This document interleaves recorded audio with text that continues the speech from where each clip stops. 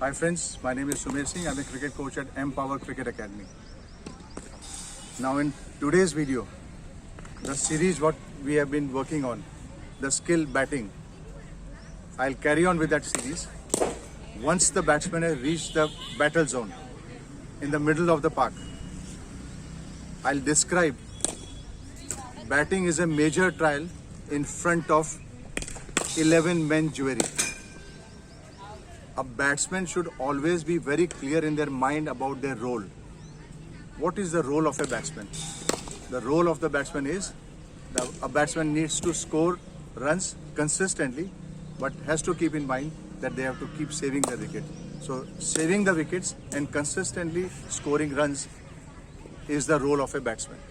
Guys, today's topic is a very interesting topic. Guard. What is the importance of guard? What is guard known as? Guard is also known as block. So how it is helpful to a batsman? It gives the indication where to stand.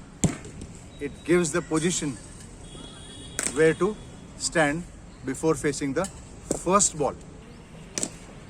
Guys, guard is technically of three types: leg stump, middle leg, and middle. Numerically, it is leg stump is 1, middle leg is 2, and middle is middle.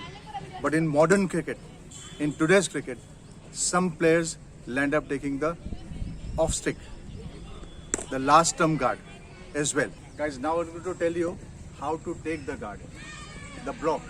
What is technically the right way of taking the guard? The edge of the bat should be facing towards the umpire. So say for example, if I'm taking leg stump, you can take it like this. You can keep your bat like this as well. The edge of the bat towards the umpire. Say for example, I'm now asking for leg stump. 1. Okay, so I've taken my leg stump. Let's go into the next guard, the middle leg.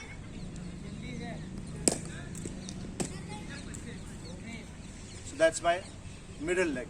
Let's go into the middle.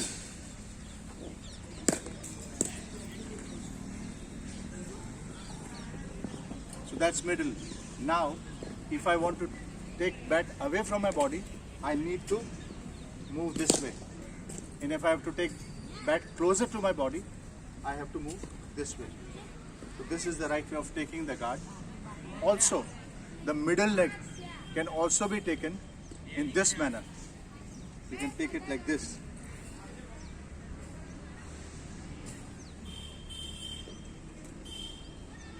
Right? And then you twist the bat and mark it. So when I say mark it, after taking the guard, the next process a batsman has to do is marking the guard. Okay? So what are the various ways of marking the guard? You can mark the guard with your shoes in this manner.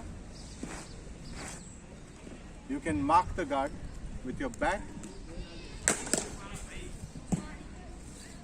And you can also mark the guard with a bail.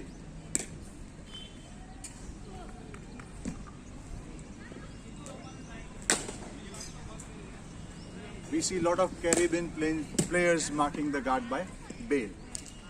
So guys, once you have taken the guard, once you have marked the guard, very important tip I would like to share with you is do not forget to tap the bat before getting ready to face the ball, because it will go to help you to know whether you are standing properly on the marked guard you have taken. So say for example, if I've taken my leg stump, so when I get ready, I need to tap my bat and I'm ensuring that I'm standing on the position I have marked, and now I'm ready to face the ball. What is the importance of taking a guard? For every batsman, it is very important to know where the off stump is, where you are standing, which areas you are looking at. And for the fielding side, I'd like to share a small tip with you that a batsman who has not even faced a single ball, what information goes to the fielding side when he takes a leg stump? It indicates the batsman is predominantly an offside player. What indication goes to the opposition when he takes middle leg? It is an indication that predominantly the batsman will play on either side of the wicket. And if the batsman takes a middle stump, the information passed on is that he is predominantly a onside player. So guys, if something starts well, ends well. So follow the process, and I've shared the importance of guard with you today. So I wish you all the best.